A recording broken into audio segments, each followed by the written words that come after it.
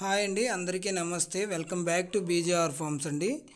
ఈరోజు మన వీడియో విషయానికి వస్తే, ఈరోజు మన వీడియో కంటెంట్ ఏంటంటే, మనకి ఈ రెండు రాష్ట్రాల్లో ఆంధ్ర, ఏపీ తెలంగాణలో మొత్తం వైరస్ అనేది చాలా తీవ్రంగా ఉందండి. వైరల్ డిసీజ్ అని అంటున్నారు అందరూ. అది గాలి ద్వారా వ్యాపించి మకామే తుడిసిపెట్టిపోయేటటువంటి పరిస్థితులు ఉన్నాయి. చాలా వరకు రైతులు బాగా నష్టపోతున్నారండి. చూడవచ్చు మీరు. మనకి విపరీతంగా ఇది వైరస్ ఎలా వచ్చిందనేది ఇంకా డాక్టర్లు కూడా నిర్ధారించలేదు. అది వైరల్ డిసీజా లేకపోతే ఏంటనేది కూడా ఇంతవరకు గవర్నమెంట్ గట్ట అయితే అఫీషియల్గా ఏది అనౌన్స్ చేయలేదండి.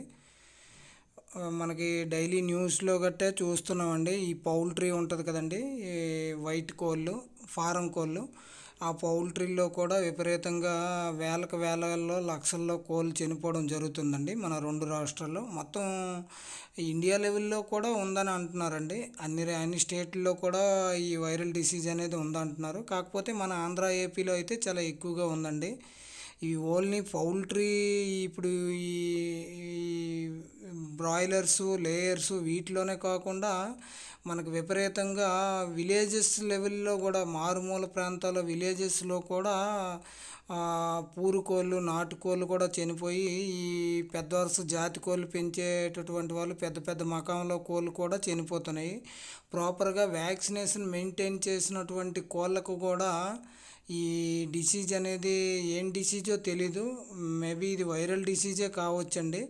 ఎందుకంటే ఈ వైరల్ డిసీజ్ అయినప్పుడే ఇది గాలి ద్వారా సోకి ఎక్కడో ఒక దగ్గర అయినా సరే అన్ని దగ్గరలకు కూడా స్ప్రెడ్ అయిపోయి ఇమీడియట్గా వ్యాధి లక్షణాలు కూడా ఏమీ లేకుండా నైట్కి నైటే కొలాప్స్ అయిపోతున్నాయి.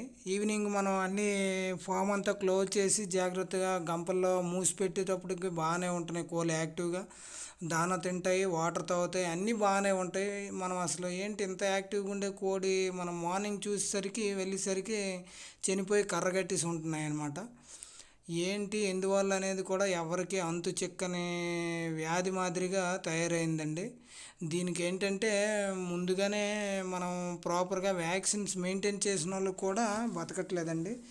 ఎక్కడో మారుమూల చాలా దూరంగా, కొంచెం ఊరికి దూరంగా ఏదో కళ్ళంలోన చుట్టూ కప్పి పెట్టేసి చాలా జాగ్రత్తగా దూరంగా ఉండి ఈ గాలి సోకనటువంటిది ఫామ్లు, ఈ మనుషులు తాకిడి లేనటువంటి ఫాముల్లోనైతేనే ఆ వ్యాధి ఇంకా ఎఫెక్ట్ అవ్వకుండా కోళ్ళు బ్రతికున్నాయండి. మ్యాక్సిమము నాకు తెలిసినంత వరకు మన రెండు స్టేట్లలో ఈ పౌల్ట్రీలో చనిపోతున్నాయి ఎలాగున్నో. మిగతా ఈ పెద్ద పెద్ద మకాంలో ఈ మెట్టవాటం అయితేనేమి, ఈ భీమవరం బ్రీడ్ అయితేనేమి, ఈ మెట్టవాటము, ఈ విడికాళ్ళు, మా శ్రీకాకుళం, విజయనగరం, వైజాగ్లో బాగా ఫేమస్ అయినటువంటి విడికాళ్ళు, ఎప్పుడెప్పుడు నుండి ఓల్డ్ బొబ్బరి టేకరాలు, ఈ ఓల్డ్ లైనేజ్ కూడా ఈ వ్యాధిని తట్టుకోలేక చనిపోవడం జరుగుతుందండి.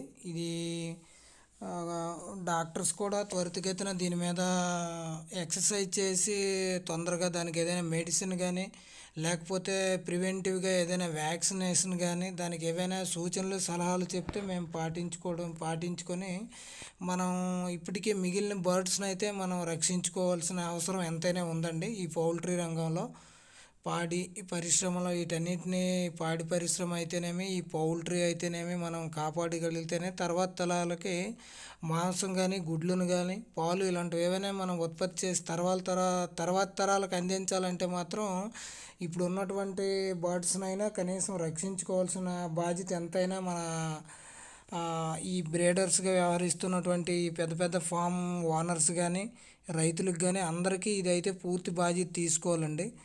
దీని మీద పశుసంవర్ధక శాఖలు కూడా మాకు తెలిసినంత వరకు ఏంటంటే డైలీ న్యూస్లో కూడా అవి ఎక్కడో భోపాల్లో వాటిని చనిపోయిన బర్డ్స్ని పంపించి పోస్ట్ మార్టం చేసి ఆ నివేదిక ప్రకారం మనకైతే త్వరలోనే మెడిసిన్స్ ఏవైనా వస్తాయని ఆశిస్తున్నాము. అది భోపాల్లో పోస్ట్ మార్టం జరుగుతుందనేసి నేను కొంత డాక్టర్ల ద్వారా విన్నానండి. అది ఎంతవరకు కరెక్ట్ అనేది కూడా నాకు కరెక్ట్గా ఇంకా తెలీదు. సో ఇవన్నీ కూడా మనకి బర్డ్స్కి తొందరగా వీటికి సంబంధించిన వ్యాక్సిన్ కానీ, మెడిసిన్ కానీ ఏదైనా గవర్నమెంట్ గట్రా అనౌన్స్ చేస్తుందని అందరం ఆశిస్తున్నామండి. అయితే మన వంతుగా మనం వీటికి ఈ వైరస్ని ఎదుర్కోవడం ఎలా అంటే మన ఫామ్లో కానీ మనకు తెలిసిన వాళ్ళ ఫామ్లో కానీ ఎక్కడైనా ఈ బర్డ్స్ చనిపోయినట్టయితే కోళ్ళు వాటిని ఏం చేస్తామంటే ఏదో మన ఫామ్లో చనిపోయినాయని మనం వర్రీ అయిపోయి బాధపడిపోయి ఏదో ఊరికి దూరంగా కొంచెం దూరంగా లేకపోతే ఫామ్కి కొంచెం దూరంగా పట్టుకెళ్ళి ఏ తుప్పల్లోనో ఏ చెరువు గట్టునో ఎక్కడో పడేయడం జరుగుతుందండి. కానీ మనం ఎప్పుడు అలాగా పూర్తిగా భూమి మీద అలా పడేయవద్దండి. పడేయడం ద్వారా ఆ చనిపోయిన బర్డ్స్ ద్వారా కూడా అది డీకంపోజ్ అయిపోయి దానిలో ఉండే వైరస్ ద్వారా గాలిలో కలిసిపోయి ఆ గాలి ఎంతవరకు అయితే సోకుతుందో అంతవరకు కూడా ఈ పౌల్ట్రీ ఈ పక్షులకు కానీ ఈ కోళ్ళకు కానీ మొత్తం అన్నిటికీ స్ప్రెడ్ అయ్యి ఆ వ్యాధి అనేది ఇంకా మనమే వ్యాధిని వ్యాపింప చేసేటట్టు చేస్తున్నామండి.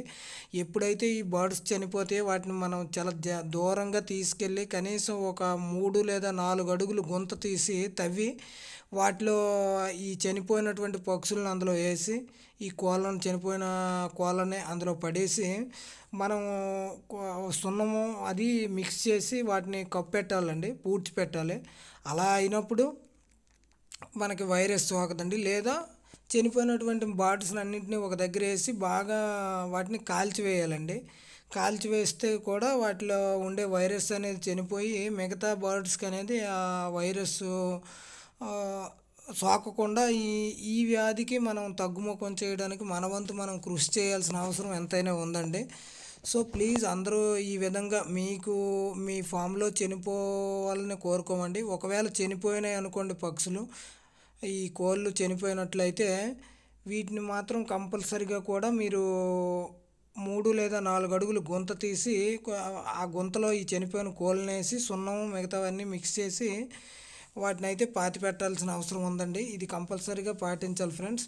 అయితే మిగతా వీటికి కూడా ఇప్పుడు మనం ఉండాల్సిన బర్డ్స్ని ఏం చేయాలంటే చాలా జాగ్రత్తగా ప్రొటెక్ట్ చేసుకోవాలండి. బయటికి విడిచిపెట్టకుండా ఈ వీడియోలో కనిపిస్తున్నట్టు ఐరన్ కేజీల్లో వాటిని అయితే మనం ప్రొటెక్ట్ చేసుకొని ఐరన్ కేజీల్లో గాబుల్లో కప్పిపెట్టి పైన ఏదైనా క్లాత్ లాంటిది వేయాలండి. ఎందుకంటే చలికాలం కాబట్టి మనకి గాలి ఆడక చనిపోయినంత సమస్య అయితే ఏమీ ఉండదు. వెచ్చగా బాగుంటుంది వాటికి కూడాను. అలాగా గాబుల్లో కప్పు పెట్టేసి మనం జాగ్రత్తగా స్వచ్ఛమైన నీరు, ఫ్రెష్ అండ్ ప్యూర్ వాటర్ ఇవ్వాలి. మంచి ఆహారం ఇవ్వాలండి.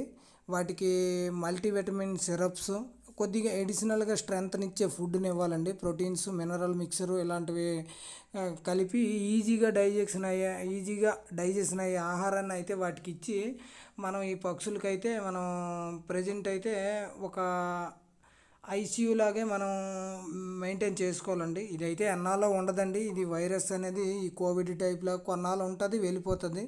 దాని నుంచి కూడా రైతులు మనం శ్రమించి తట్టుకొని ఉన్న పక్షులను కాపాడుకొని తర్వాత తరాలకు మనం మంచి బ్రీడ్ అనేది అందించాల్సిన అవసరం ఎంతైనా ఉందండి.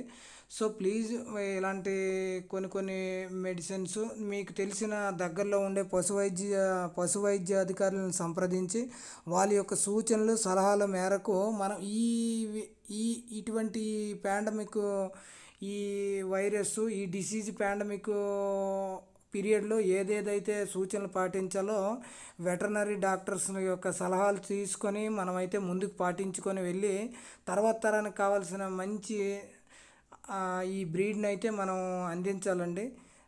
ప్రతి ఒక్కరు కూడా దీనికైతే కృషి చేయాల్సిన అవసరం ఎంతైనా ఉందండి. Okay friends, thank you friends. ఇదే నేను ఈరోజు వీడియో విషయం అయితే చెప్పాలనుకున్నానండి. మన ఛానల్ని అయితే ఎవరైనా సబ్స్క్రైబ్ చేసుకోకపోతే సబ్స్క్రైబ్ చేసుకోండి ఫ్రెండ్స్.